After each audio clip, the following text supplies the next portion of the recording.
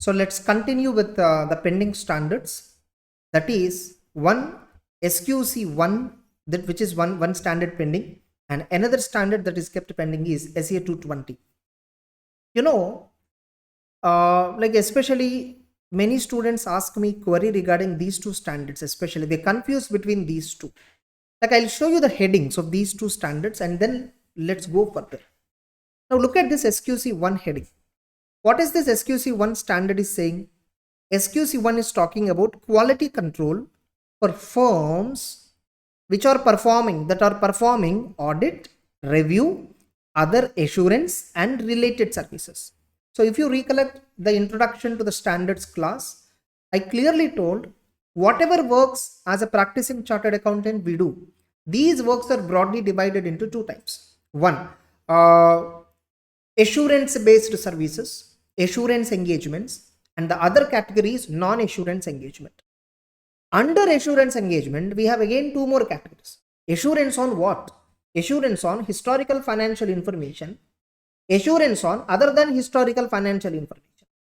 With respect to historical financial information, we give two types of assurance: reasonable assurance and limited assurance. Reasonable assurance is called as audit, limited assurance is called as review.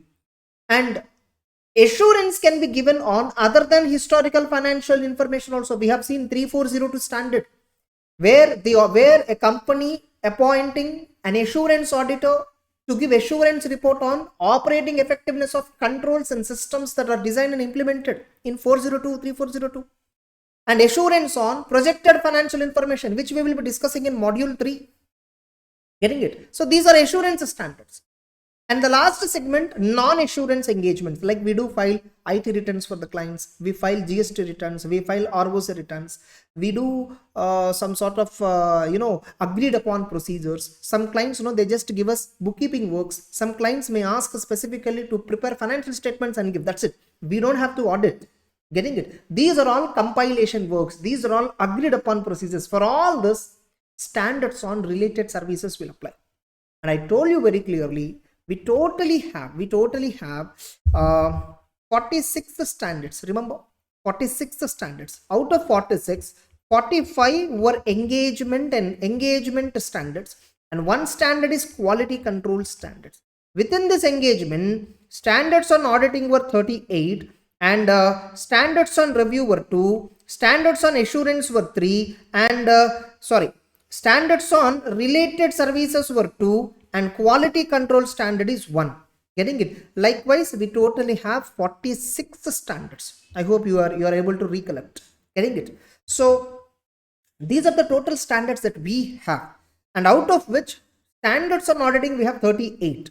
Out of these 38, 3 standards are dealing with special purpose framework related financial statements. Remaining 35 standards is what we are discussing as part of this 11th chapter, standards on auditing. Correct? And out of that, we have already covered certain standards in audit report. Some standards are covered as a separate chapter like audit strategy, and another standard like 315, 265 were covered as a part of risk assessment chapter. Getting it? Then rest all other standards is what we are discussing here. Now by the way, so once again, let me re-explain the heading. So SQC1, what is this? You see here very clearly the starting phrase itself confirms quality control for firms. Quality control for firms. So this standard is applicable for the firm. Getting the point? The standard is applicable for the firm. Which firms, by the way, firm means what? The firm can be a sole proprietary firm. The firm can be a sole proprietary firm, or it can be a partnership firm which is registered under Partnership Act, or it may be registered under LLP Act, whatever it is. I even told you this point in ethics chapter, where once you qualify as a chartered accountant, once you take up COP, you can straight away practice. You don't require any firm name. You can directly practice in your individual name. Then you are called as an individual practitioner. Even then, this standard is applicable to you. Even as an individual practitioner, if you do practice, for you this standard applies. Or you are establishing a firm. Which firm? Because you are the only person doing practice. There is no partner involved. So it's a sole proprietary firm. Getting the point? Or you might have joined with another person and formed a partnership firm registered under Partnership Act. Getting it? Then it's a partnership firm or LLP. By the way, now we are registering whether it is a sole proprietary firm, whether it is a partnership firm, both we will register under ICI and we will get FRN number. If you register under ICI, you will get FRN number. And I told you how FRN, firm registration number, is important in order to practice. Getting it? If at all you have taken a firm name and got a firm registration number, your firm will have some experience. Even tomorrow, if your successors take up the practice, you have been completely came out of the practice, your successor takes up the practice, they need not start as a fresher. The firm name can be used further. In fact, if you want to close down the practice, your firm is having some 17 years experience. You can sell this firm to somebody else and encash goodwill. So having firm name is always a best thing. It is not at all advisable for any chartered accountant to practice in his individual name. There is no point if you create a firm name and practice in the name of the firm. Of course, at the end of the day, you are the one who is going to sign the audit report in your personal name, but sign it on behalf of a firm name. That's it. Now, whether that firm can be sole proprietor or partnership, that is your choice. The way you work, that's different scenario. Getting it? So quality control for firms that are performs audit, that performs review of obviously historical financial information. So audit and review we do for what? Historical financial information. And not only that, not only audit and review, even other assurance services, even related services engagements. So whether you provide audit engagement, whether your firm is providing review engagement of historical financial information, or whether your firm is providing review engagement, or whether your firm is assurance engagement, or whether your firm is providing related services engagement, whatever it is, there is a standard which talks about quality control. Like I'll come slowly why this quality control standard is very, very important.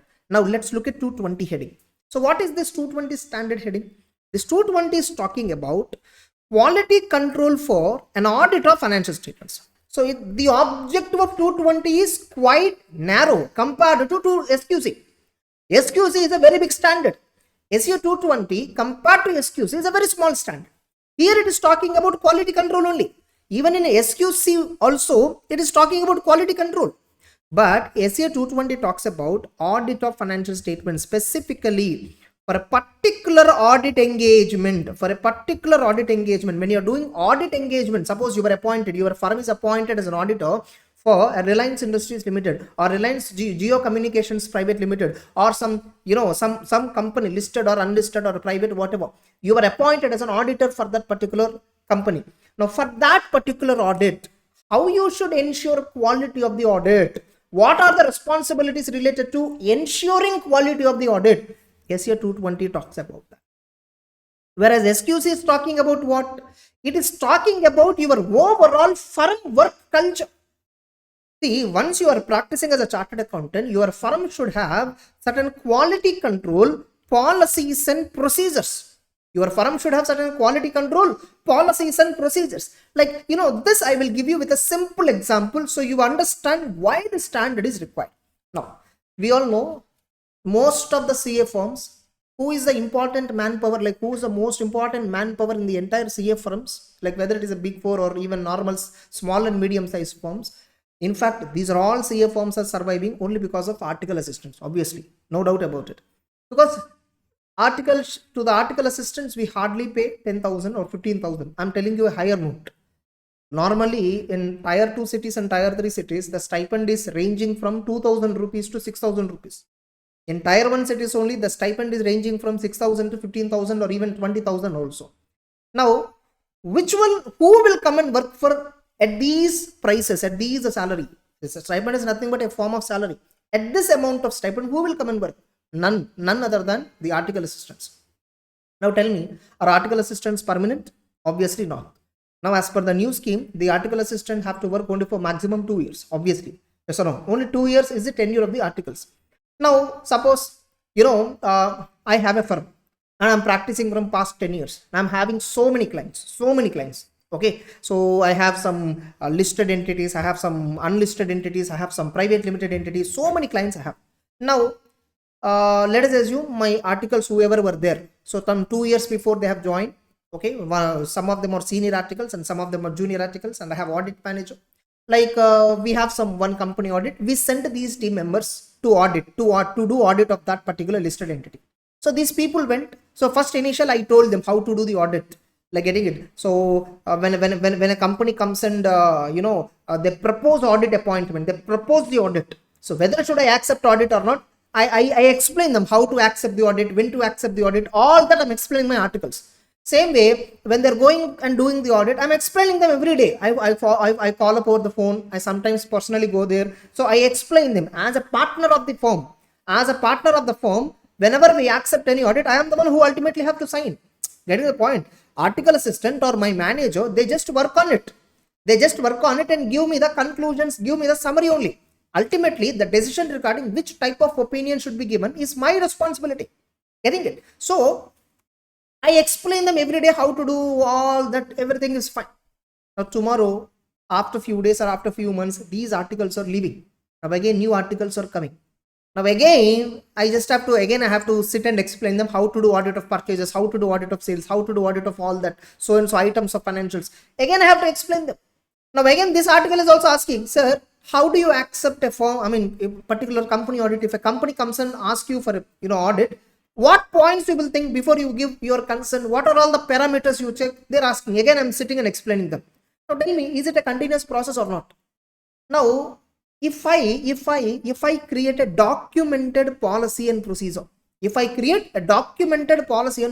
nothing but very simple. Suppose today I have my office is there. We have some maid. Let us assume the maid itself. You might have seen whatever the example I'm going to give you. You might have seen in real life. These restaurants, especially like Domino's, KFC, McD, McDonald's. So in these restaurants, you might have gone through these kinds of, like, I don't know how many of you have recollected this, especially in KFC or McDonald's or, these kinds of, chain of restaurants, especially. Even if you go inside the restroom, okay, behind the door, there will be a big document, which is sticked to the door, where it will have date wise, Monday, Tuesday, Wednesday, Thursday. Okay, cleaned so and so item, cleaned so and so item, cleaned so and so item, cleaned so and so item, cleaned so and so item. So they have a big checklist. So everybody, every time, whenever a particular person, a particular maid, whoever is working there, getting it, once they clean, they need to tick all these items. Yes, cleaned so and so basin, cleaned so and so floor, cleaned so and so, taps and all, cleaned so and so item. They need to tick it. Getting the point? So why the document has been sticked there? To ensure quality. What is it? To ensure quality. I'm giving you a very basic example. Then I will go into the subject related example.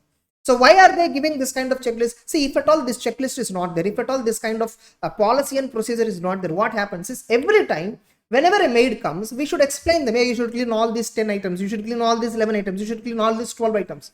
So whether they cleaned or not, again, we should go back and ask them, these 11 items covered or not. Suppose tomorrow they did not come, somebody else have come instead of them. So again, should I sit and explain how to clean all these items? If you give a list of them, they obviously know, okay, these items and all they need to clean. And they go there, they just clean it and then come back and pick it. What is this primary agenda? To ensure uniformity in the work they perform.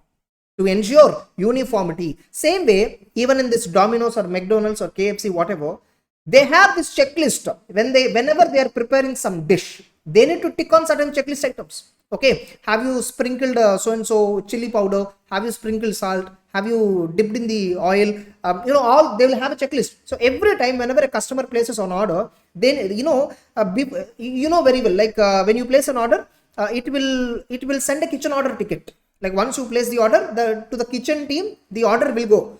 Once they start preparing it, they have to tick various items. Getting the point?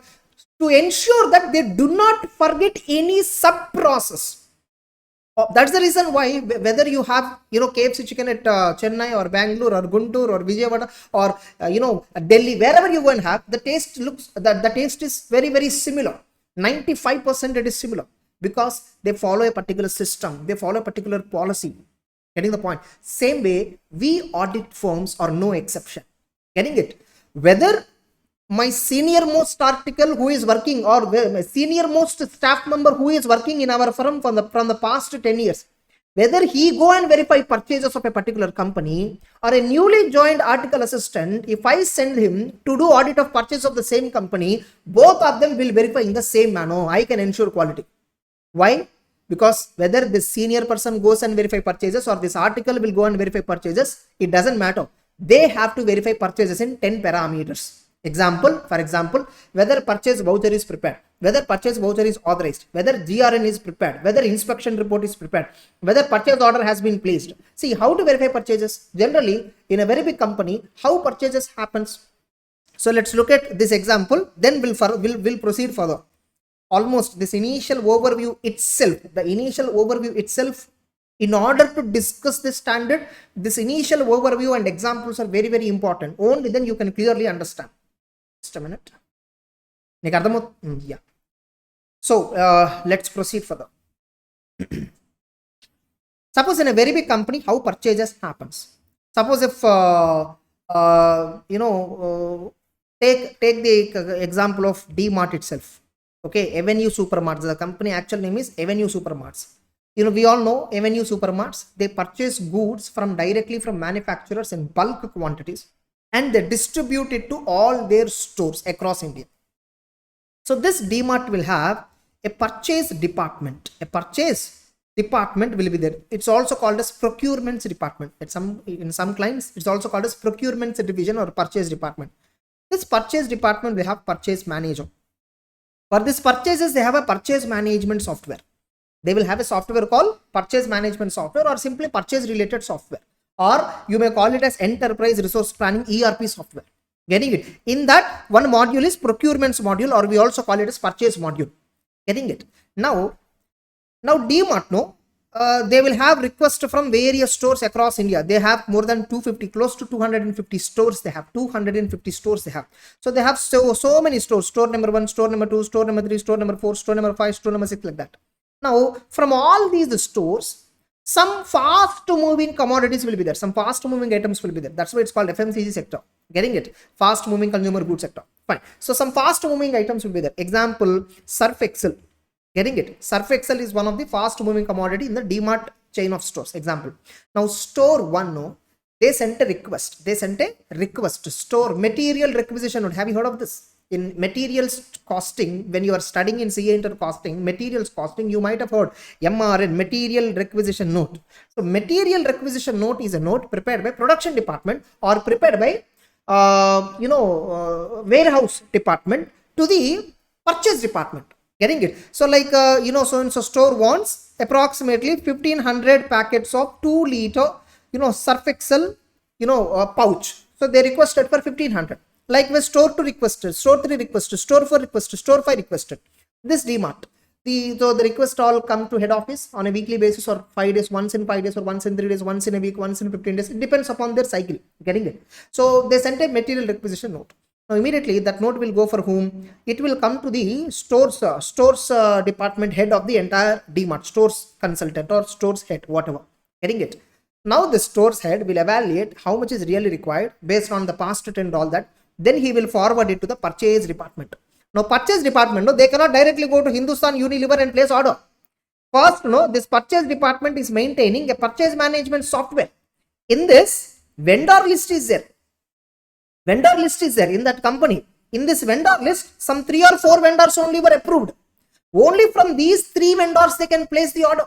In that, Hindustan Unilever is not their example. For example, getting the point? There is some other company, very big company which is there, some other very big distribution companies there which exclusively deal with Surf Excel items. Getting it? So company 1, company 2, company 3. 3 companies were there in the vendor list. Only to these vendors, the purchase department can place an order. Getting it? To another vendor, suppose Hindustan Unilever is also selling Surf Excel. Of course, they are the one who are marketing it. Example. Getting it? They cannot place directly to Hindustan Unilever. They cannot. So whoever vendors, vendor 1, vendor 2, vendor 3, 3 vendors were there in the purchase management software, in the purchase management approved vendor list, 3 vendors were there. Only to any of them they can place an order. Further, whenever we are placing order, we will take quotations from all these 3. Who can supply as a whole 10,000 Surf Excel packets, example, who can supply at the lowest price, best quality. So to that vendor, we will place an order. So first purchase order will be placed with vendor 2, for example. So order has been placed. Now, what is the next step? So for this, there will be a document, purchase order document. It may be electronic document or it may be physical document. Nowadays, it's electronic document. Completely the document is electronic. The processes are electronic. So there will be purchase order document. Then once, when vendor will approve it, he will approve it. He will give an order confirmation. He will give, like when you place an order in Amazon, first order will be placed. Then you will get a confirmation, order confirmation with an order ID. Getting it? So vendor 2, he immediately sent an order confirmation. Then what will happen? He will ship the goods. So it will come to DMart central warehouse, which is located somewhere in Mumbai or somewhere. Getting it? So it will come to DMart central location. So he will ship it. Now once he ships, the goods will reach to the DMart central warehouse. Flipkart, Amazon, every one of them were having their own warehouses, central hubs, we call them as. From their shipments will be, transshipped. Getting it? So there will be a central house it will come. Now there, goods cannot be unloaded directly. So the store manager will be there. For that entire central warehouse, there will be a store head. Getting it? So this fellow has to do inspect these goods. So what we ordered, what the company ordered, what goods were received here. Getting it? What goods were about to deliver. He will match between these two.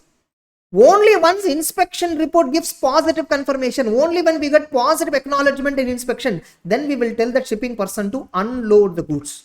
Getting the point? So then unloading will start. This fellow will take a note of how many goods were received. How many goods were received, he will take a note of it. Suppose, purchase order contains 10,000. Getting it? Against this purchase order, this shipment has been delivered. But in this shipment, 9,400 units only there. Now, our team, which is there at the store, our team will give goods received note only for the 9,400 units. And you know what? GRN cannot be given for more than 10,000 units in this scenario. It is electronic control. It's an IT control. They will have an IT control here. So the GRN cannot be issued more than 10,000. So in the software, they prepare while they're preparing GRN, they will have to select a purchase order. They will map it. In the purchase order, 10,000 is there. So you cannot receive more than 10,000, right? So there is a control in that company that you cannot receive more than 10,000. So whatever you ordered, maximum you can receive only to that extent. Getting the point? So whether you are receiving it in one shipment or two shipments or three shipments, doesn't matter. All shipments put together against that order, you can receive maximum 10,000 quantity. Such a kind of IT control will be implemented in the ERP. Now 9,400 only they were unloaded properly. Another 200 also were there, but they were in damaged condition, so we rejected. So only 9,000 were neatly packed and proper. So we received 9,400 units. So GRN will be issued for 9,400. Once GRN is issued for 9,400, so in our stores, inflow 9,400 is entered. Accordingly, closing stock balance will be updated accordingly. Now immediately this entire document will go to accounts division. This accounts division will account for purchases 9,400 units. Accounts division will account this purchases for 9,400 units. And while entering this transaction in the purchases software, they will prepare a purchase voucher. This voucher has to be authorized by finance manager and CFO. And accountant will prepare it. CFO and finance manager will authorize the voucher electronically. The authorization is also electronic. Like today, you have seen when you are terminating your articleship, you apply for SSP portal, you open SSP portal and you apply for termination. Now somebody will approve it, at the other end. So electronically the approval is happening. Same way here also software will be there. So they will approve it. Once approved, this 9,400 accounting entry will be recorded. Only after recording this accounting entry, the payments department, there will be a separate department called finance department. The finance department will authorize payment for 9,400 units and the supplier will be given the cash. This is the entire chain of, steps that are involved in processing purchases, procurement. Actually, it's called as P2P, procurements to payment. So P2P audit, we call it as procurements to payments. Now you see so many steps were involved. So when the company is doing a purchase, there is a purchase department, there is a vendor master, there is a list of vendors. Company will place an order with a particular vendor. Then the company will receive a confirmation. Then the company will receive goods. The inspection will be there. GRN will be prepared only for the actual goods received. Then purchase entry will be passed only based on GRN copy, which is supported by purchase order. And payment will be made based on the purchase entry recorded in the books of accounts by the finance department. Now you see, whenever you are doing audit, you have to verify all these steps for each purchase voucher. Like many times I tell this, people know when in articleship, whenever we are doing vouching work, people think vouching is a very useless job. Vouching means they're just ticking. They just feel like ticking, amount matching, date matching. It's not.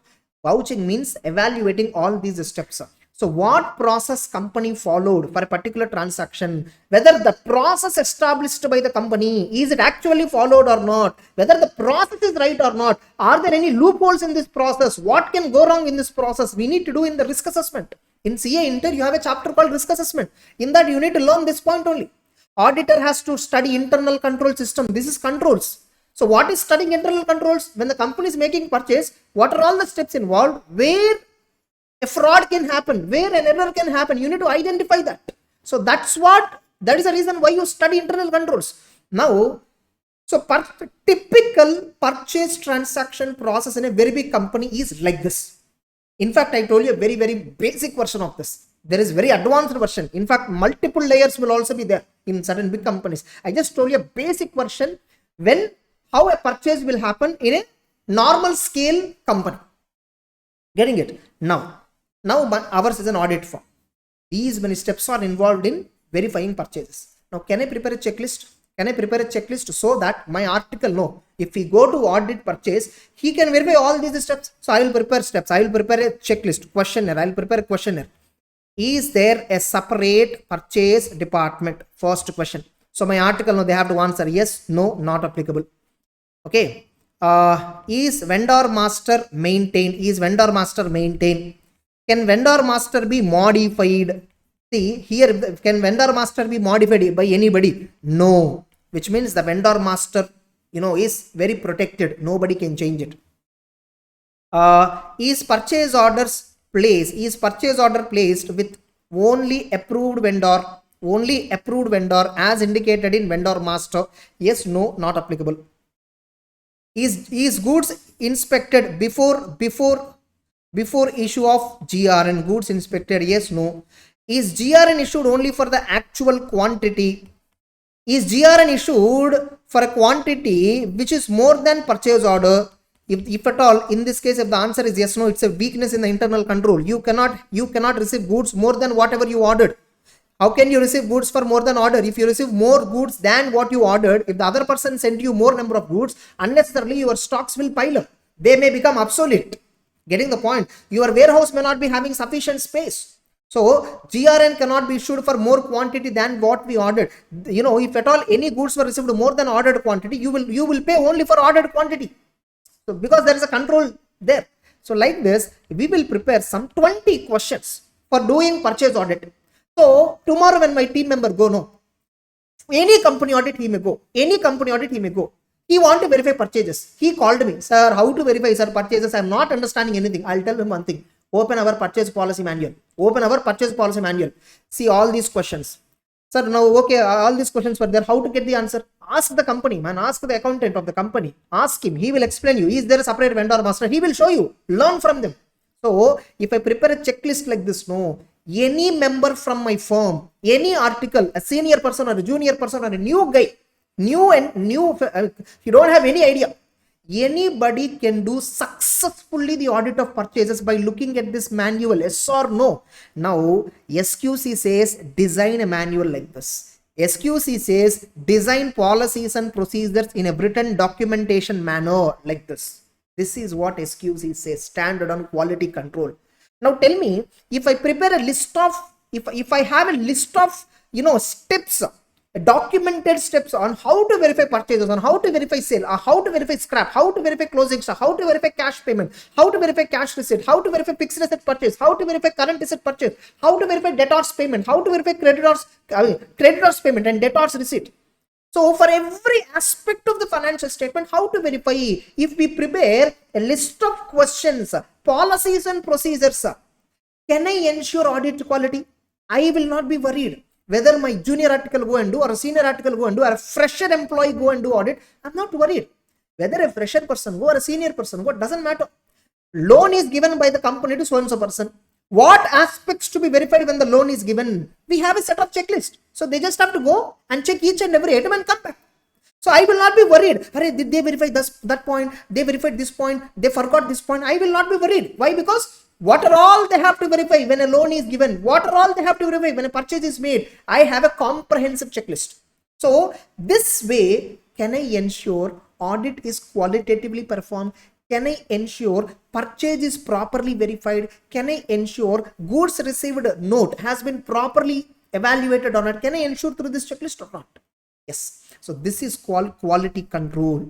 How you can control quality when you are discharging the work? By designing policies and procedures. By designing policies and procedures. And that's what SQC standard says. You see, SQC talks about the firms should include the firm's quality control. The system of quality control shall include policies and procedures. Policies and procedures. You see here, the firm, SQC1 requires firms to establish policies and procedures for leadership. Then another aspect, SQC1, the firm should establish policies and procedures, ethical requirements. The firm should establish policies and procedures. Like here also, for acceptance and continuance also, firm should have policies and procedures. Then for human resources, for HR, the firm should have policies and procedures. Everywhere you see, they talk about policies. Engagement performance, for this also policies and procedures will be there. Getting it? I mean, we talk about actually policies and procedures only. Monitoring also, the firm should establish policies and procedures. Nothing but all these points in a summary they gave in the first place itself. What they are saying, every firm which is a practicing chartered accountant firm, the firm's system of quality control, the firm first of all should have a system of quality control, and that policies and procedures will be there for leadership responsibilities, ethical requirements, accepting the client, human resources, engagement performance, monitoring. Right now I told you purchase related example, right? That is something related to engagement performance. So for various aspects we must have written policies and procedures. For various aspects we must have quality control policies and procedures, so that tomorrow I may retire. My son, who is a newly qualified chartered accountant, may take up my firm. He will take up the charge as a partner. Now for him, suddenly a client came, a new big client came. They are offering a very good amount of audit fee and they want audit service. Now he is worried, immediately called me, Dad, some big client came, a listed company, should I accept the audit? I will immediately tell him, look, we have a policy for acceptance and continuation of client relationship. Open that manual. Open manual related to how to accept a client. When a client will be accepted, we will have some set of points. If these points are met by that client, accept my son, don't worry. If these points, some of them are not satisfied, don't accept the client. We have a policies and procedures. So whether I am there in the office or I am not there in the office, if my son is there or my junior partner, whoever is there, if a new client is coming, whether can we accept that client or not? Remember, you are a professional accountant, you are a practicing chartered accountant, and your report, whatever the report you are going to give, ultimately is being used by so many users of the. There are so many users. So your report is to be very, very perfect. It should be very, very appropriate. In order to ensure that you have certain policies, you have to frame certain procedures. Only those who fit in that policies and procedures will be accepted as our client. Getting it? We cannot accept a client who is having so many issues. Like you see, in the last year, Baizu, the audits of Baizu were, they resigned. Resignation is not an easy task. Getting the point? First of all, we should not resign at all. We should not get such a kind of circumstance at all. So we always should understand, when a client comes, can we accept this audit or not? If at all we accept this audit, can we do audit peacefully without any interruption? You should check all these points before you accept the audit. Just because a client is coming and offering you huge amount of fee, you should not blindly accept. You should not accept blindly. If something goes wrong tomorrow, every regulatory authority will revolve around you. So we should have policies for all these issues. So many issues. Whatever the issue that an audit firm generally have, whatever various issues, all these were divided into these 6 parameters. So one thing is leadership requirement, another one ethical requirement, another one acceptance and continuance of client relationship and the specific work, human resources, engagement performance and monitoring. For all these we must have quality control. Wait, not yet concluding. I'm just giving you introduction. We are still at introduction only. Now SQC1 is talking about the firm should establish, you see here, SQC1 requires that the firms should establish, every firm whether a sole proprietor firm or a partnership firm or LLP, they should establish a system of quality control designed to provide it with a reasonable assurance that the firm and its personnel comply with professional standards, comply with regulatory requirements, legal requirements, and the reports issued by the firm and partners are appropriate. We should establish quality control policies and procedures. Why we should establish?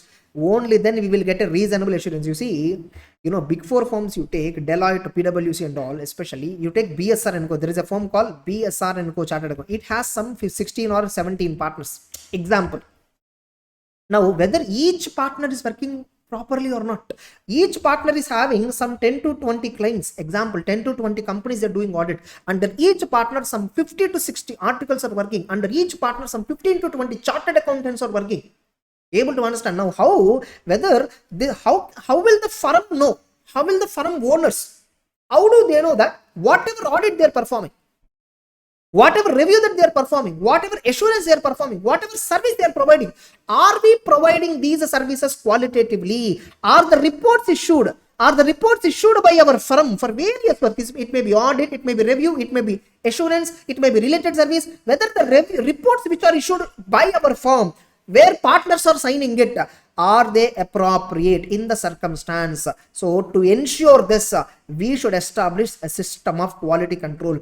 Establishing system of quality control means what? Establishing policies and procedures. I always recollect this example whenever I teach this particular standard. When I joined my articles in Chennai, initial 4 or 5 days, they gave us 2 books. Each book will have some 300-400 pages.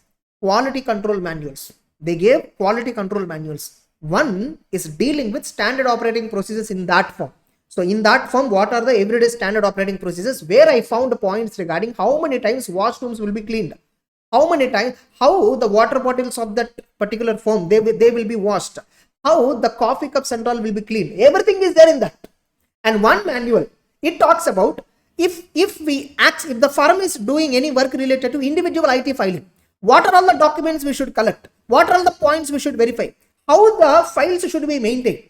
Suppose that the firm is taking an audit of a company, what are the points we should verify? So like that, they have manuals, audit guides, audit checklist, audit questionnaires were there. One book, one full book is of that only. So initially, I don't understand why all this. Later, when I read the standard, then everything synced. Getting the point? So then only that synchronization happened for me. Getting it? So that's it. So I hope you understood the introduction related to this standard. So only if you understand this introduction, when you are reading subsequently this content, you will feel somewhat comfortable. Okay, that's it. So SQC1 is dealing with that. Now SCA 220, what is this saying? Remember, SCA 220 is also having similar points. You see here, SQC, this is SQC standard. You see, this is SQC standard. So the firm quality control should include policies and procedures for all this: leadership, responsibility, ethical requirements, acceptance. Whereas SA 220 also, you see, the standard is modeled on the lines of SQC1. It describes responsibilities of engagement partner for what and all: leadership, ethical requirement, acceptance and continuous, engagement team, engagement performance monitoring. Whatever points were there here also similar points were there. So what is the difference between these two standards?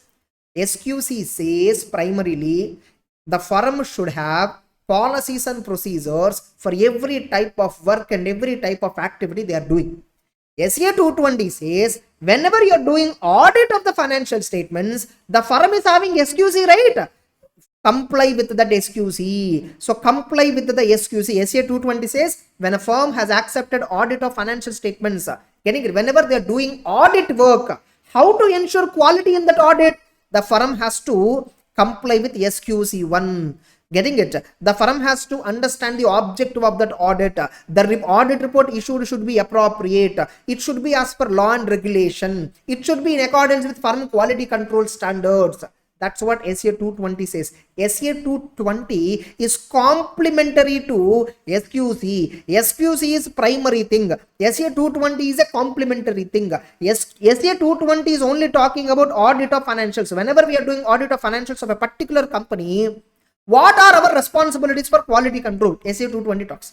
Whereas SQC talks about the firm itself. The firm should have some quality control policies and procedures so that whether they provide audit, whether they provide review, whether they provide assurance, whether they provide related services, agreed upon procedures, compilation engagements, all these are qualitatively performed. That is what SQC says. Able to understand. That's it. So I'll stop this video here. Getting it? This is just a concept introduction video. The next video onwards, we actually start. We dive into the content. Okay. Yes. So we'll move to the next video. So in the previous session, we understood the overview and importance of why a quality control standard is required.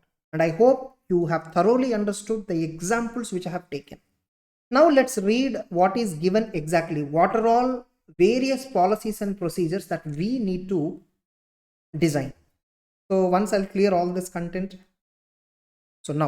So what is this standard SQC1? So look at, don't try to mug up this heading. Very simple. Quality control for firms. What are they providing? That provide audit, review of historical financial information, other assurance and related services. So this is what we discussed in the original standards introduction also. We call engagement standards. We call all these as engagement standards. So how different engagements you have to perform qualitatively, you have to establish policies, and that fact is mentioned under quality control standard.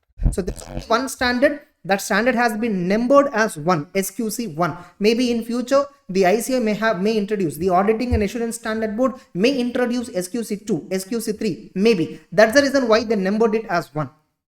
Fine. So quality control for firms that perform audits, reviews of historical financial information and other assurance and related services engagements. Getting it? So what is the objective of this standard? So the standard requires the firm should establish a system of quality control. So every firm should establish a system of quality control designed to provide it. It means firm. So the firm should have reasonable assurance that the firm and its staff members, partners, managers, articles, every personnel, they comply with professional standards, they comply with regulatory requirements, they comply with legal requirements, and ultimately giving an assurance that the reports which are issued in the name of the firm and whatever the reports that are signed by the engagement partners, they are absolutely appropriate in the circumstances, so that the reports which we issue, the reports which is going to be used by various users, they are ultimately appropriate, they are reliable. So to ensure that reliability in the reports, to ensure that the reports are appropriate, we have to establish quality control practices. Whether I do audit, you do the audit, somebody else do the audit, a new a newcomer, even if he do the audit, the way we all verify is uniform. Getting it? So the reason why standards were established, first of all, uniformity. The same purpose, quality control policies are also for the purpose of achieving uniformity in the work culture, uniformity in the quality, all that. Now to which firms this standard on quality control applies? It applies, this quality control standard, they apply to all the firms irrespective of their constitution. Whether you are an individual practitioner, whether you are a sole proprietary firm, whether you are a partnership firm, whether you are an LLP, doesn't matter. Irrespective of your constitution, this standard applies. So what is this quality control? Nothing but the firm's quality control, the firm's system of quality control. It should consist of policies designed to achieve these objectives. So the quality control system means what at the end of the day? Nothing but written documents, written policies, written checklists, written questionnaires. Getting it? So whatever quality control policy and procedure, whatever the system we are talking about, it must be documented. And not only documenting, see, just to mere documenting it, mere designing system, there is of no use. You need to educate your staff, you need to train your people how to achieve, how to do audit. So if your article is asking, sir, how to do verify purchases, I should immediately tell him we have a quality control manual, we have a quality policy manual, policy and procedure manual. In that, purchases is there. Look at it, take a copy of it, apply to the client wherever you are going and doing the audit, verify all those parameters. We should educate them, we should communicate them. Getting the point?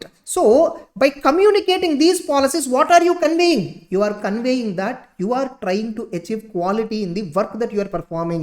Getting it? So by communicating, the firm recognizes the importance of obtaining feedback on the quality control system from the personnel. Therefore, the firm should encourage its staff members to communicate their views and their concerns on quality control matters. For example, what I'll do is I sent my staff member the purchase process.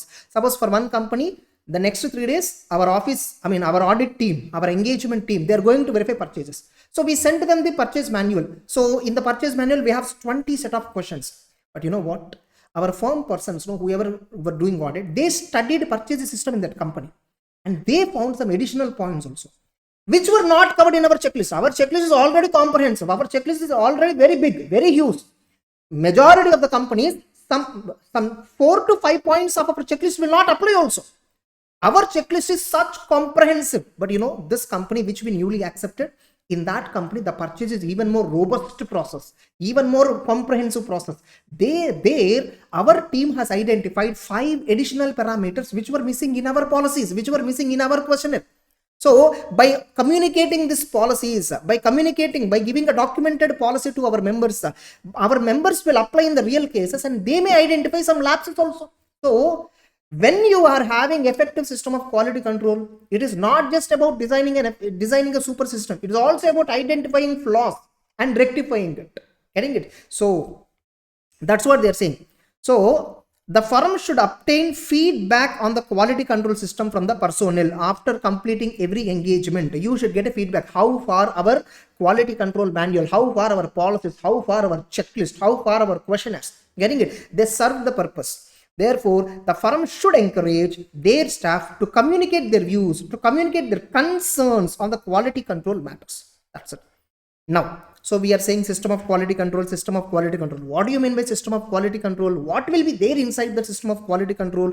Quality control talks about 6 aspects. 1, it talks about leadership responsibility. Like who is responsible for ensuring quality ultimately in a particular firm? Ultimate authority, ultimate accountability. Remember, authority means not just having power. It also means accountability. Getting the point? Accountability. So what are the leadership responsibilities for the quality within the firm? That is one of the most important element of quality control.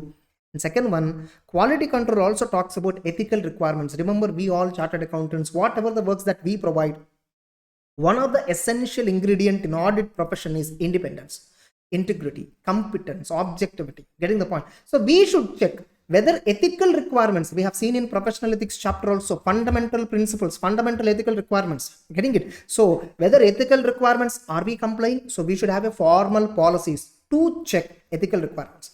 Then how do you accept a client relationship? How do you continue a client relationship or a specific engagement? Getting it? And we should have quality control for human resources, like how many staff that we should require. So for each audit, a company having so and so turnover, having so and so characteristics, how many team members should do the audit? Getting the point? First of all, how many staff members we should maintain? What kind of composition of staff that we should have? How many CS we should have employees? How many paid assistants we should have employees? How many senior articles should be there? How many junior articles should be there? As well, how many article assistants should be there? So we should have a HR policy. Getting the point?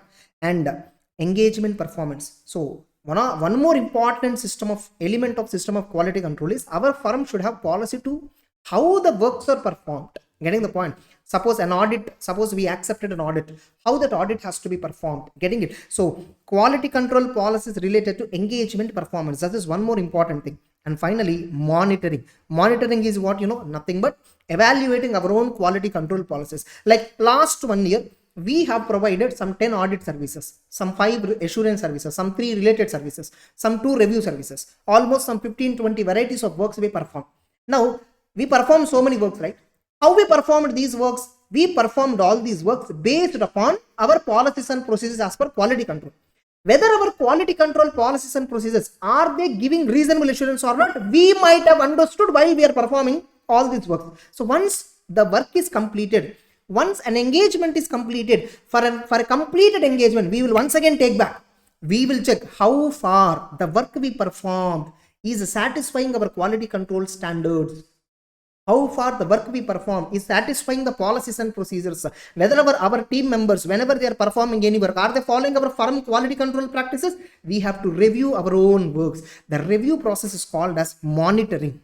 Getting the point? So in this monitoring, what we do is we review our own works, whatever completed engagements, whatever completed works were there, we just take back those files, we check whether how our team performed.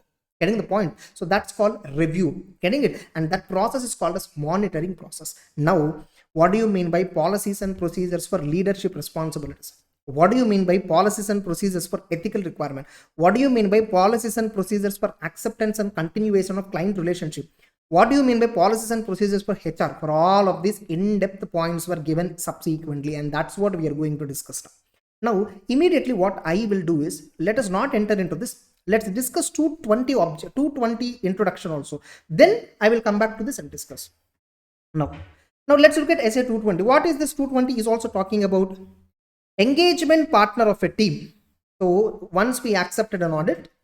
So in an audit, I told you in the very first chapter, fundamentals chapter also, engagement team will have engagement partner, audit manager, paid assistant, some senior article, a junior article, or any other member.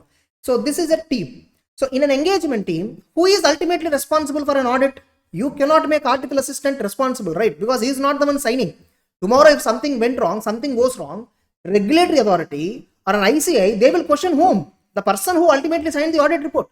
We call him as what? Engagement partner. So the engagement partner of a team, he is the one having ultimate responsibility for quality control procedures of a particular audit engagement in accordance with 220. So for a particular audit engagement, whether that audit work, is it qualitatively performed or not? Who is ultimately responsible? Engagement partner. This itself can be asked as an MCQ, or generally in CA Inter, these are tested as true or false. Now MCQs can be tested in the manner of true or false. Like they will give you two statements, statement 1, statement 2, and they will give you 4 options. Only statement 1 correct, only statement 2 correct, both the statements correct, both the statements are incorrect. This is how an MCQ can be asked. Wherever I say in our class true or false, don't think that, sir, in CA final true or false is not there. When I say true or false statements tested in the form of MCQ. That's what I mean. Getting the point?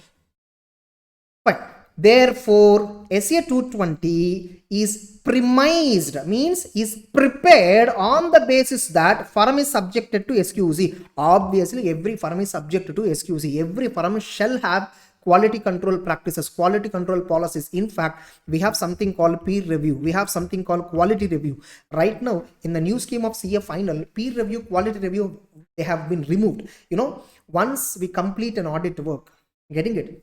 Like I'll tell you a chain. Whether the client, company prepared financial statements, are they true and fair?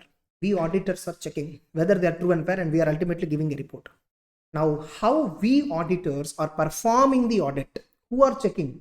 We are having peer review, we are having quality review, we are having NFRA review, we are having NFRA, we call it as audit quality review by NFRA.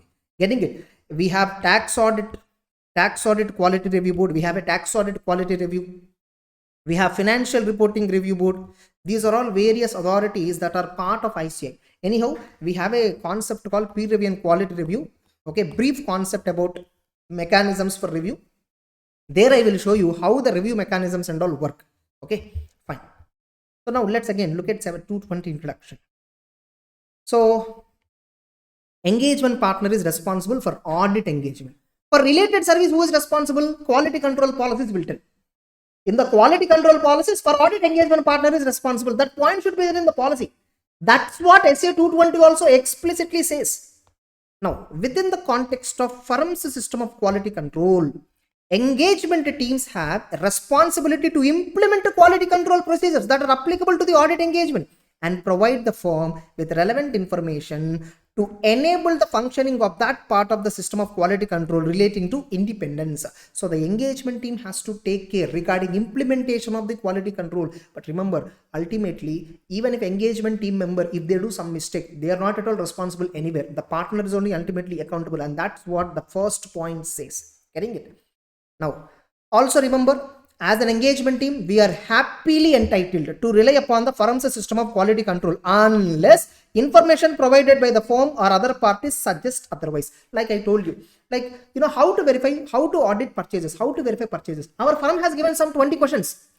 My partner told me very clearly, dear Ram, you just go and verify these 20 aspects in purchase audit. I strictly believed it and I verified 20 aspects and came back. That's it.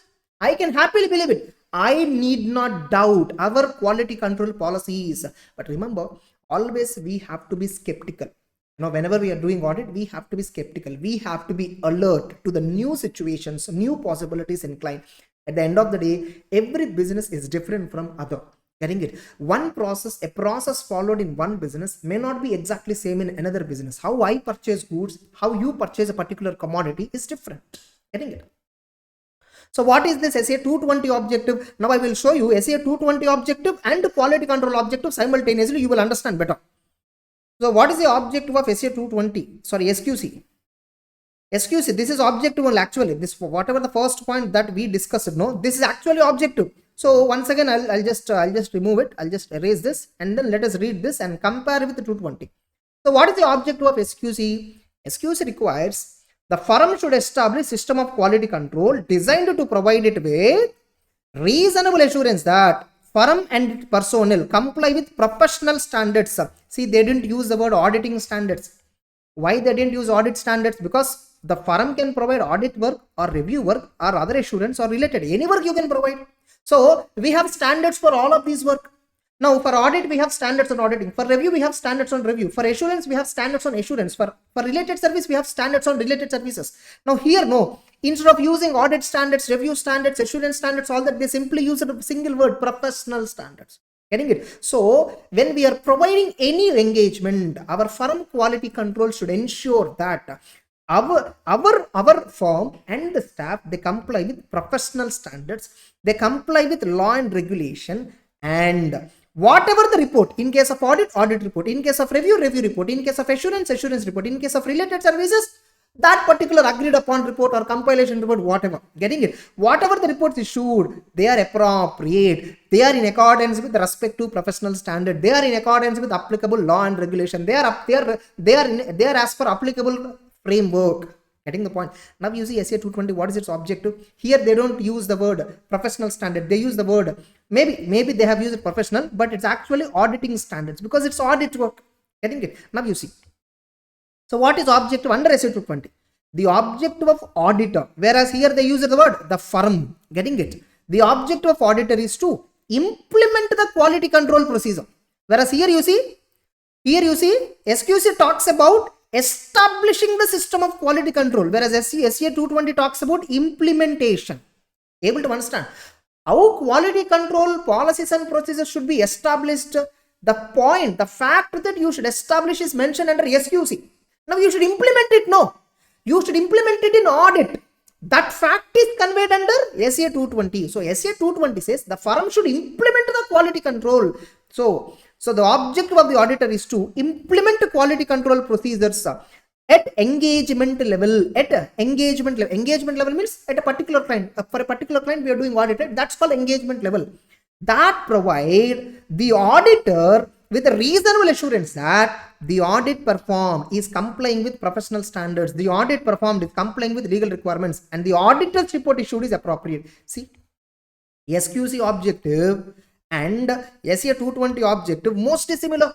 SQ is saying you have to establish the policy and your personnel has to comply with this. Whereas SA 220 says you have to implement the quality control policy and comply with the standards, and report issued is appropriate. Clear? So that's the difference between SQC and SA 220 objective. And I think by this time you might have understood how SA 220 complements to SQC. So SQC is the one which basically talks about policies and procedures that you have to establish. So that's why SQC is a bigger standard. Why? SQC is drafted keeping in mind all types of works a firm can do. Whereas SA 220, it only talks about audit. Getting it? Fine. Here also you see, just like SQC, even in SA 220 we have elements: leadership responsibility, ethical requirement, acceptance and continuation, assignment of engagement, engagement performance monitoring. Same elements we have in SQC also. More or less similar. Fine. Now let's go back to SQC. Now, so what do you mean by leadership responsibilities for quality? This I will discuss at last of this standard. I'll come back to this at last. First, I will discuss regarding acceptance and continuation of client relationship. So, one of the element of system of quality control is acceptance and continuation of client relationship and specific engagement. In case of SA 220, no, it is drafted slightly different.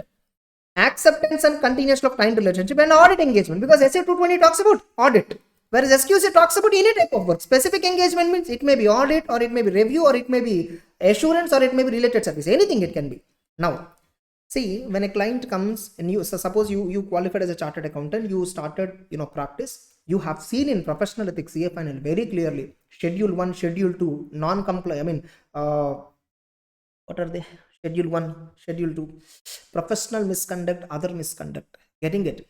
You, if at all, if the client is not honest, if at all he always misleads their auditors, and you became their auditor and he misleaded you with wrong information, and tomorrow a very big fraud has been bursted.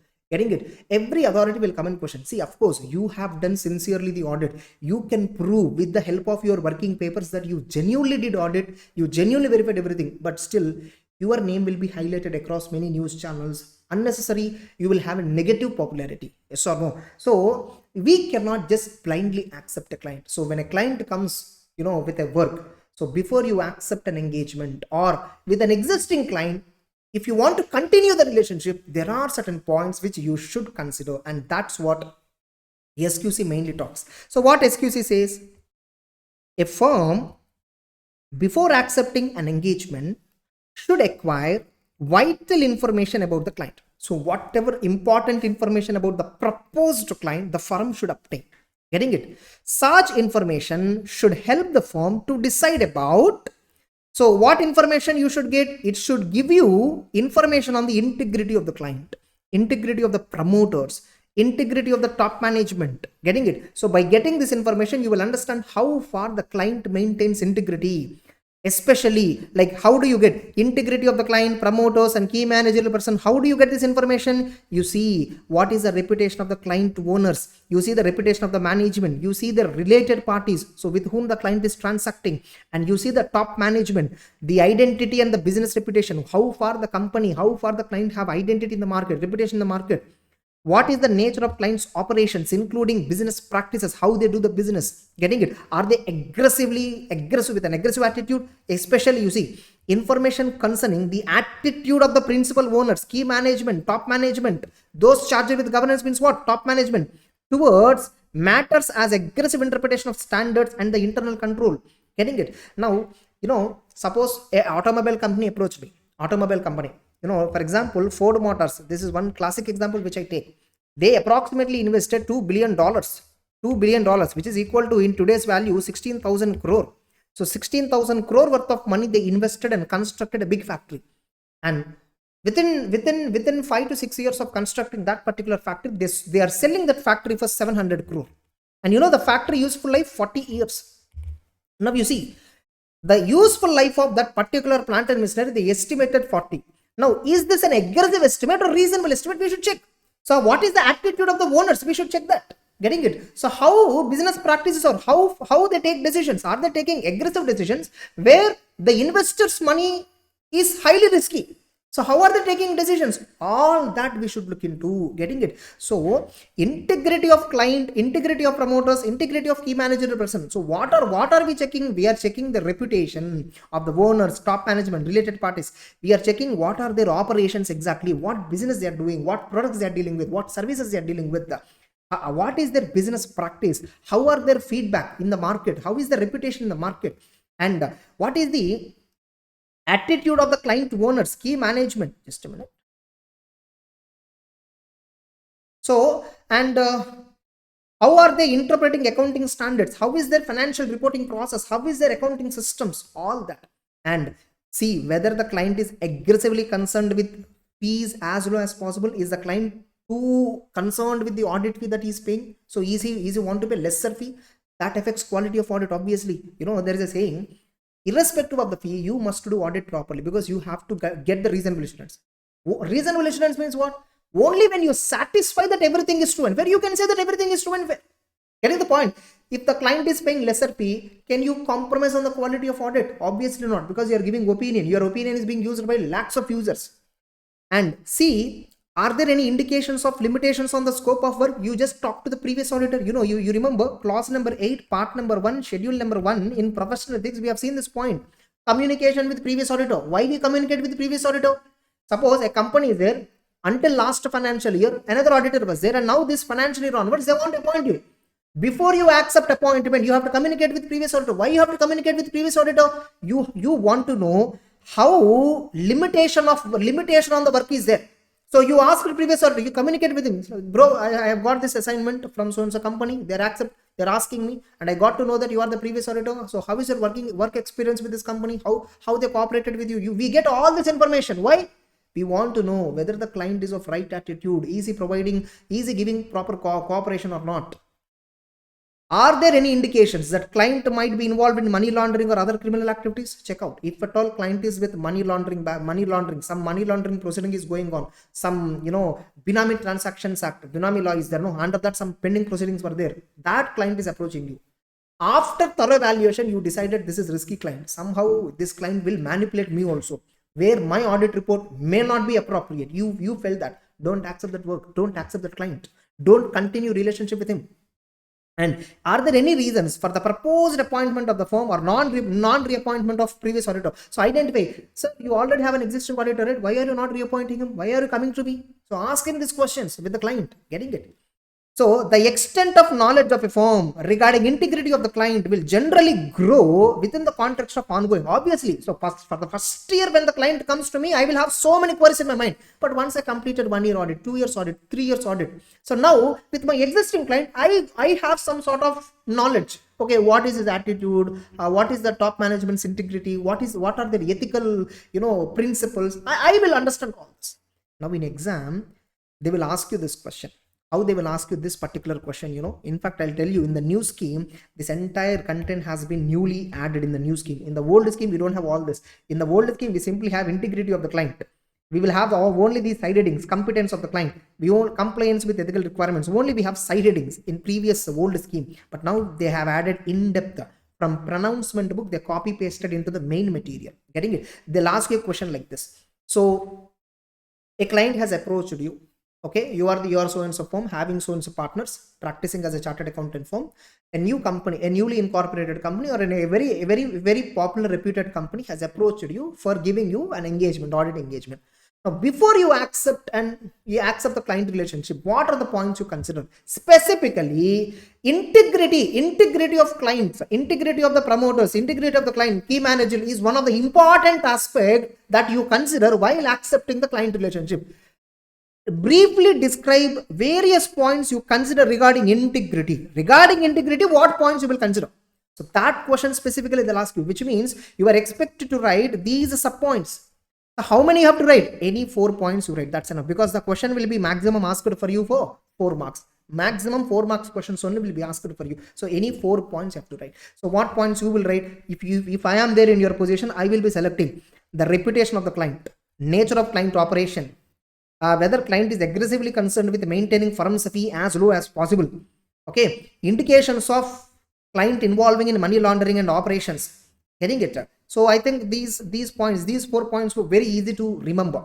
Okay, and if possible, this 5th point also, 5 points totally. So 1, 2, 4, 5, 6. And on this, an MCQ can also be framed. MCQ can also be, how they will frame an MCQ, which of the following, they'll give you an MCQ like this. Which of the following is not a factor that is considered while evaluating integrity of the client? While evaluating integrity of the client, before deciding, while evaluating integrity of the client in respect of a proposed engagement, which of the following is not a factor? They will ask you, not a factor, which means they'll give you any 3 points out of these 7. Any 3 points out of these 7, they'll give you. 4th option, they'll give you any 1 point related to competence. Related to competence, they'll give you 1 point. So competence related points are not related to integrity, right? The question is also asking what MCQ, which of the following is not a point related to integrity. So you need to select that option. Only when you understand each and every point and understand the context behind it and conceptual clarity, only they can answer these MCQ questions. Others cannot answer. Getting it? Now once again, so before you accept a client relationship for a particular engagement, what points you consider? First, I will consider integrity. Second, I will consider, okay, client is very honest, but do I have competence? Do I know this work? Obviously, right? Can you blindly accept anybody coming and asking you to do a particular work? Suppose an insurance company came and asked you to do audit of insurance, internal audit. Can you blindly accept? I never did insurance audit in my life, for example. How can I do this audit? So I don't have competence. So you should check competence, capability, you whether you have time, because you're already having some 30-40 clients. Your team is already occupied. You don't have additional staff. Today, at this moment, I'm telling you, in the real, right now, getting it? Many audit firms are searching for article assistants like anything. They're not finding articles. Many audit firms, they want CAs who, as an employer, as a partner. There are lots of demand in the practice industry. Getting it? So do you have enough resources? Do you have enough time? Do you have enough capability, competence? Not only that, are you okay with ethical requirement? This in this company which is proposing you the audit, in that company, your relatives are having shareholding. Your wife is also a business person or a professional. Okay, she is having some sort of business relationship with that client. So ethically, are you fit? You need to check all that. So if a client proposes you an engagement, you should check ethical requirements. You should check your competence. You should check his honesty. If in all these cases, if the answer is yes, positive, happily accept that audit. Getting it? It may be audit, it may be review, it may be related service, or it may be assurance. See, in case of related service, which are non-assurance based, their independence we may not see. In case of non-assurance service, independence is not required. Getting it? Suppose the client, they just want us to prepare books of accounts. We just have to go and prepare books of accounts. Why independence is required? Books of accounts, anybody can prepare, no? Audit, assurance, where I will give a report and that report is used by some third party. Getting it? Where this report will give some confidence to third party. There, the third party naturally expects independence of the person, whoever is giving this report.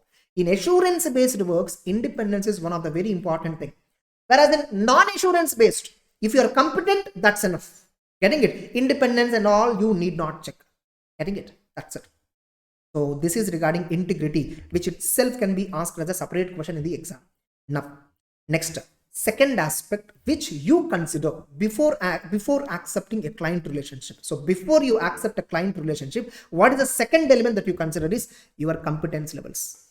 Do you have the capability? Do you have the time? Do you have resources to perform this particular engagement? Getting it? A very big government audit, let us assume one government department approached you. Okay, so government will have so many schemes, right? For example, government schools were there. Entire government schools in a particular state, you have to maintain accounting records. This kind of proposal you got from one government department. You have to maintain accounting records. Generally, accounting records and all, government C&AG, one sub-department is there, accounts department, so they will only maintain. They will not. Just for the sake of making you understand, I'm taking this. So one state government, they approached you. In that state government, 7,500 schools were there. Entire the 7,500 schools related accounting records you have to maintain. You hardly have 10 articles in your office. Okay, because of the network you have, you got this proposal. Will you blindly accept? Do you have enough resources to perform this kind of engagement? You need to check. So competence means what? What are the points that you check in competence? Whether the firm's staff, our staff, do they have the knowledge of the relevant industry and subject matter? So you're talking about government related accounting. Do I have the knowledge of how to do accounting? And what is the firm's experience with the relevant regulatory reporting requirements and ability to gain necessary skills and knowledge effectively? Especially today, in this globalized world, many countries are outsourcing their works to India. Like today, many CAs are getting outsourced works from outside India. Like, there is a lot of demand for tax compliance works for outside India. Okay, today some clients are asking you, can you file our income tax return as per, IRS, like, revenue service. Okay. Income, I mean, there is a service called revenue service, in United States. I'm talking about United States. So United States, some citizens, they want to file income tax return and they are approaching you. Getting it? So whether the firm has sufficient people with necessary capabilities and competence. I recently started, all my senior articles left the firm, junior articles only came. None of them have any idea about how each and every work. Of course, we have policies and procedures, but how far I can tell them just blindly follow this questionnaire? How far I can tell blindly follow this checklist? They must have some capability, right? Are experts available if at all we need? Now suppose an insurance company, they are giving one segment related audit, internal audit. So insurance company is completely new to me. Okay, I don't have any idea about that insurance sector, and they're asking me to audit. If I have to audit, means first I must know how things happen. So do I first of all know any consultant in the insurance business? So do I need to check experts available or not? And individuals meeting the criteria and eligibility requirements to perform engagement quality control review are available where applicable. This point I will keep it pending right now. Engagement quality control review aspect, I will keep it pending right now. Okay, this point I'll discuss later again. Just a minute, because at this moment I will not bring the topic of EQCR. What is this? EQCR, engagement quality control review. I will bring the topic in the essay 220 itself directly. Okay, engagement quality control review, this point, engagement quality control review. So this I'll keep it pending. I will discuss at the end of this standard and see whether the firm can be able to complete the engagement within the reporting deadline. Check out. So they're asking you to do a certain work within so and so timeline. Can you honor it? You need to check that out. You need to check that also. And for some engagements, ethical requirements, like suppose this is an assurance work. For example, this is a stat audit where independence is most important, independence of the auditor. An auditor, his relatives or his partners should not have any interest in the company or its holding subsidiary, associate or co-subsidiary, and we should not have any indebtedness, we should not have any so and so, we should not have business relationship. So we should check so many ethical requirements for some sort of works. Suppose if it is a bookkeeping work, it's just an income tax return filing work, it's a GST filing work, it's an ROC filing work. These are all just clerical works, administrative works. Their independence may not be required. But the works where independence is required, I need to check ethical requirements there. Able to understand. So, they may ask you a straight question on this. How they will ask, so what are the factors or what are the points that as a firm you consider before accepting or continuing a client relationship? Straight question. Then you just have to write main points. A, integrity of the client, key managerial persons, promoters, competence including capability, time, resources, and compliance with ethical requirements. These points I will consider. Specifically, sometimes they'll ask you, they will extend. So one of the factors that a firm has to consider before accepting client relationship is competence. What are the points that are considered while deciding competence? Then they'll ask you only B questions, sub points. Only the sub points you have to write. Any four you have to write. Any four you have to write. Getting this itself can be asked as a 4 marks question. And I feel I'm very strong. I feel very confidently that these kinds of questions only they'll ask in exam. In the coming May 24 or November 24, you see, these questions only they will be testing. I hope you are clear.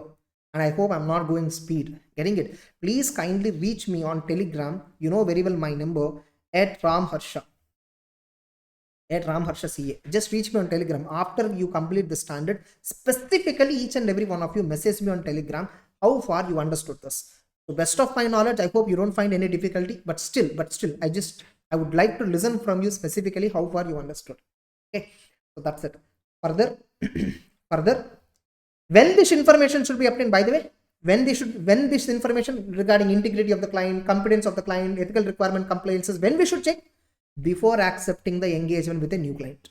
Not only that, to continue an existing engagement with existing client also. Like to an existing client, I'm doing audit from the past 5 years and this fellow wants me to be auditor for the next 5 years also. Now I have to decide whether to continue or not. I should check all these points. Not only that, before accepting new engagement with existing client, I have an existing client, I'm already doing company audit. This one is asking me to do income tax audit also extra. So before accepting new work from existing client, or before accepting new work from new client, or before I continue an existing work with existing client. So before all this, I should consider all the above. So the firm should obtain this information as it considers necessary in the circumstances, specifically before accepting an engagement with a new client, before accepting a new engagement from existing client, or before continuing a relationship with my existing client. Getting it? Now just a minute. So these are the points that you should consider, and when you should consider also they have given. Getting it? Now they'll ask you a question on this also like this. Okay, under what circumstances a firm should consider various factors relating to acceptance and continuation of client relationship. Under what circumstances they'll ask specifically. Then you just have to write this 3 marks question. They'll give you like this. Okay. Now, suppose a client approached us, and they are putting some proposal for some engagement. It may be audit or review, whatever. Okay. We saw their integrity. We saw our competence, capability, and we checked ethical requirements, all that. And you know what? We found conflict of interest. What is it? We found some conflict of interest. Like some ethical requirement is not matching. Like, the client who approached us is a company, listed company. What work they are looking for? Audit work, stat audit work. So they are proposing us to be their next 5 years auditor. And when I'm evaluating the integrity at all these points, I found that my relative, I'm the partner of our firm, and my spouse having shares in that company. And the face value of the shares are 1.5 lakh approximately, the face value. Market value is almost like 2-3 crores, example. So 1.5 lakh worth of shares were there in that company. Now there is a conflict which I found. What should I do? Should I decline immediately? No. First check. Can you resolve it? First identify and discuss with your firm also. Getting it? Discuss with your main managing partner, main firm. Discuss with among the partners. Look at the firm quality control practice, what it says. When this kind of situation comes, what the firm says. Look, firm quality control policies and practices, nothing but say quality system manual. Getting it? The manual. That's like a Bhagavad Gita for the firm. Getting it? Now, so what are they saying? If there is any conflict of interest between the firm and the proposed client, it should be properly resolved before accepting the engagement. That's what they're saying. If there is a conflict, first resolve it, then accept the work. Where firms obtain information that would have caused it to decline an engagement, if that information is available earlier, the policies and procedures on continuation of engagement and relation should include consideration of professional legal responsibilities that apply in the circumstance, including whether there is a requirement for the firm to report to the persons who made the appointment and possibility of withdrawing from the engagement or from both engagement and client relationship. You see, there is one client. For this client, we are doing GST filing services, and we are also doing stat audit. For example.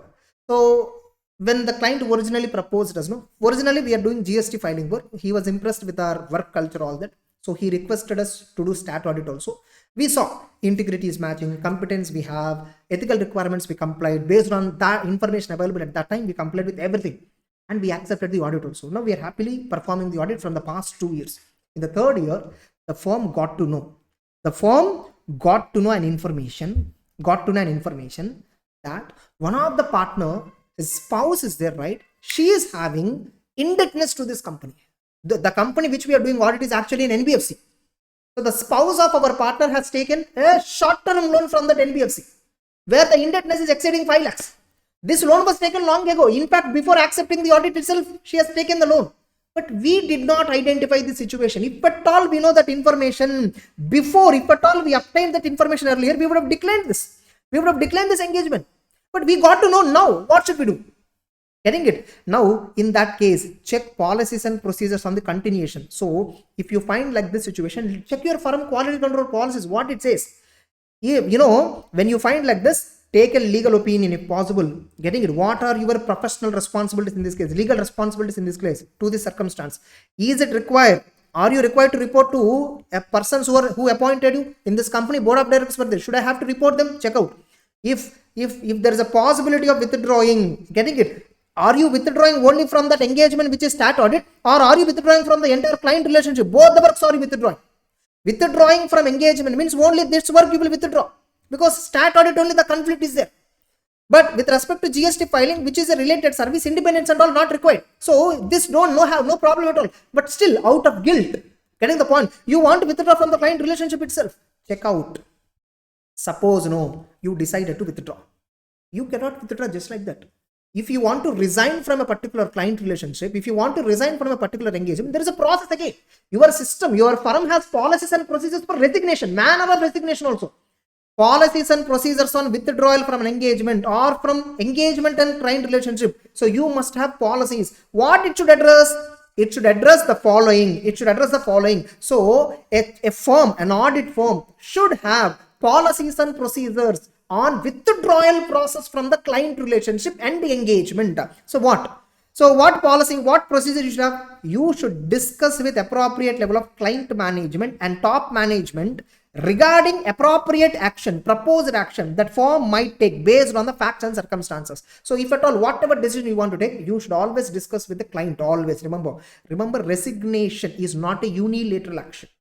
Getting it? It must be in consultation with the management also. You must properly communicate with them. Getting it? If the firm decides that it is appropriate to withdraw, discuss with appropriate levels of client management and those charged with governance withdrawal from the engagement or from both engagement and client relationship, and also explain the reasons for withdrawal.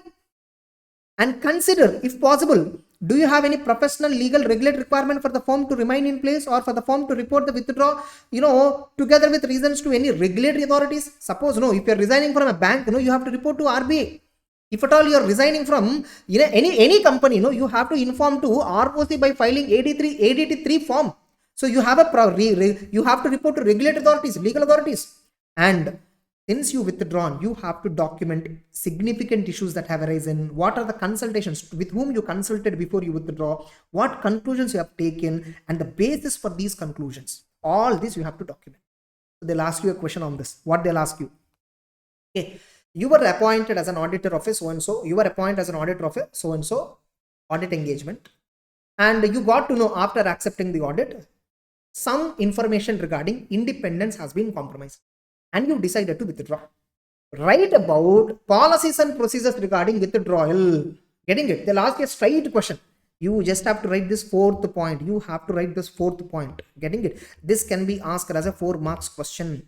Getting it? So what are the policies and procedures on withdrawal from an engagement or both from engagement and client relationship? So what these policies should address? So policies, when you open your firm document, it says, hey, first discuss with top management. Okay, if you decided to withdraw, communicate with them properly along with reasons, and check whether do you have any responsibility under law and regulation to report it to regulatory authorities. And you have to document all the issues, to whom you contacted, what decisions you have taken, what is the basis for this decision. You have to document all this. So your policies and procedures regarding withdrawal should contain all these questionnaires, all these checklists. Got clarity? Getting it? So that's regarding acceptance and continuation of client relationship, one of the important segment. Getting it? In the standard, very important. There is a high possibility that this can be tested. There is a high possibility that this can be tested. Very, very important. This segment is very, very important. See, either they can ask only this point A, or they can ask only this point B, or they can ask this entire point 3, or they can ask entire this point 4. Identify what they're exactly talking and try to differentiate with them. Suppose if there is a conflict of interest between the firm and client, it should be properly resolved before accepting the engagement.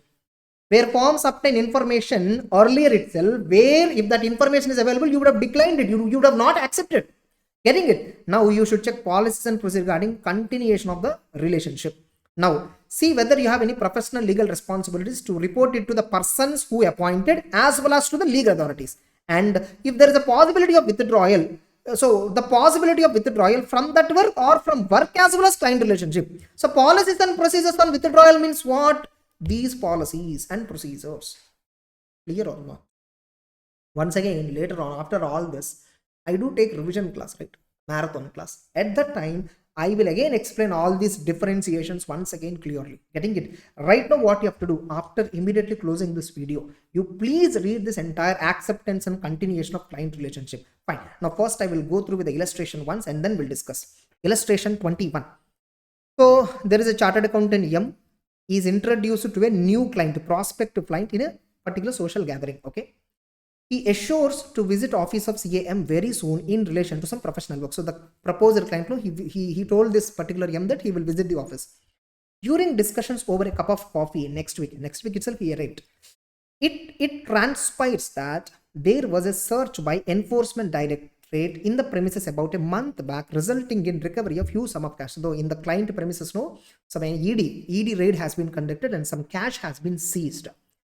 The income tax department had also searched its premises in relation to bogus capital gains on a penny stock.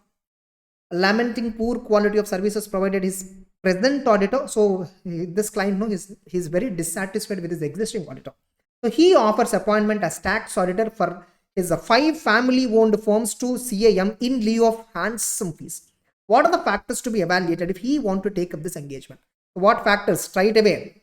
What factors he will take? So by the way, here you see some, it indicates a money laundering thing, it indicates so and so issues, all that, getting it. So I think it is better offer should not be accepted. They directly gave conclusion, but if this question comes in exam, you should not write like this conclusion directly. You should first write, before accepting a client relationship or continuing a client relationship, the following are the various factors that an auditor should consider: integrity of the key managerial persons, promoters, and owners, competence, capability, time and resources, ethical requirements. In the given scenario, ED rates, income tax rates, all these indicate some sort of money laundering and criminal activities are going on. By considering all this, the offer should not be accepted. That's what we recommend, the standard recommends. Suppose in that case, based on the interaction with the client, you understood that the client is genuine. Every source is genuine. Getting the point? Just because cash is found and ED has seized it, that doesn't mean it's always a money laundering activity. Sometimes some clients will keep very specifically cash at home. Getting it? If you feel based on the information that it's a genuine case, then you will accept it. Maybe here the author who designed this question of this fellow, he interpreted that this indicates a money laundering scenario in that circumstance. So he recommended reject it. Able to understand. So you write in exam alternative answer. Alternatively, if based on the interaction with the client, based on the circumstances, the ride by ED, all that, it do not indicate any suspiciousness regarding money laundering and all, and you felt that based on the prima facie evidence, prima facie examination of client facts and circumstances, you concluded that the client is genuine prima faciely, getting it, then you accept that engagement and proceed further. Able to understand. That's it. Suppose your firm policy says very clearly, if any client comes with AD rate background, reject it. Firm policy has clearly, our firm policy was clearly drafted like this. If there is a policy like that, you should not accept it again. So the firm should design the policies and procedures, while which clients we can accept, which clients we should not accept. So you should design policies. And you know what? Some big four clients and all, they will have a policy on rejecting clients. Getting it? If the client turnover is less than so and so turnover, don't accept it. Getting it? Because it is not worthy for them to, whatever the fees they ask, the client cannot give because they're small scale concerns. Getting the point? So instead of wasting discussion on all this, straight away reject it. So you can have all these policies. Getting it? That's it. So that's regarding one element of system of quality control. Only one element we covered. Getting it? We only covered policies and procedures related to acceptance and continuation of client relationship. That's it. Okay. So take care. In the next video, I will cover one more segment. I am thinking probably 3 to 4 hours it will take. This standard and 220 put together, I can confidently tell 3 to 4 hours approximately, all put together. So right now already some 40 minutes introduction is over, some 50 minutes this video, 1.5 hours. Still I predict 2.5 to 3 hours might come extra with respect to this SQC and SA 220. And remember, damn sure 5 marks question guaranteed in the May 24. Even in CA Inter also damn sure question. In CA Inter also we have these standards. SQC is there, SA 220 is there. But the level at which it is discussed is very low. The content is also very low. In final only it is very in-depth for you only. In CA Inter only main points will be there. In CA Inter only main points will be there. Sub points and all will not be there. The main points are also very medium level, not expert. This is expert level. There it is above mediocre level. That's it. Okay. So in the next video, we'll continue with the next element of quality control. Preferably, so right now what element we completed? We completed acceptance and continuation of client relationship and specific engagement. By the way, let's see once 220 also. 220 also will complete. Very simple. So with respect to audit, if a proposed client comes with an audit proposal, what points you consider? So let's complete this also, because you will feel very similar, very easy also. So here the responsibility of the engagement partner in this regard, while accepting and continuing a client relationship, especially audit relationship in an audit engagement, is on lines with SQC, which requires the firm should obtain information as it considered necessary in the circumstances before accepting an engagement with a new client, or when deciding to continue an existing engagement, or when considering a new engagement with an existing client. Like what information? Same information like integrity of principal owners, competence of the team, capabilities including time and resource, compliance with relevant ethical requirements. Specifically, if it is an existing client, you want to continue or not, you have to decide. Whatever significant matters arisen during previous engagements and their implications, these help the engagement partner in deciding whether conclusions reached regarding acceptance and continuance and audit engagement are appropriate. In this, actually up to here only. in this up to here only. Getting it? Up to here only the points. This is actually as a sub para. From this you should take it as a separate para. So these implications, these points will help the auditor, will help the engagement partner to decide better about whether can I accept audit engagement or can I continue audit engagement or not. So see, the points are very similar. SCA 220 and SQC. SQC is very in-depth. Now integrity means what will you consider? In SQC they clearly told what do you mean by integrity. Competence means what will you consider? In SQC they clearly in-depth explained regarding competence points. Ethical requirements we have already seen this in professional ethics chapter. Independence, integrity, objectivity, competence, professional competence and due care, professional behavior. Getting it? And schedule 1, schedule 2, misconducts, part 1, part 2, part 3, part 4, whereas here part 1, part 2, part 3 we have council guidelines in professional ethics, remember. So we completed one element of system of quality control in SQC as well as in SCA 220. That's it. Okay, in the next session we'll discuss about another aspect. Take care. And immediately after this video, kindly I request you to give a thorough reading of whatever we discussed in this standard.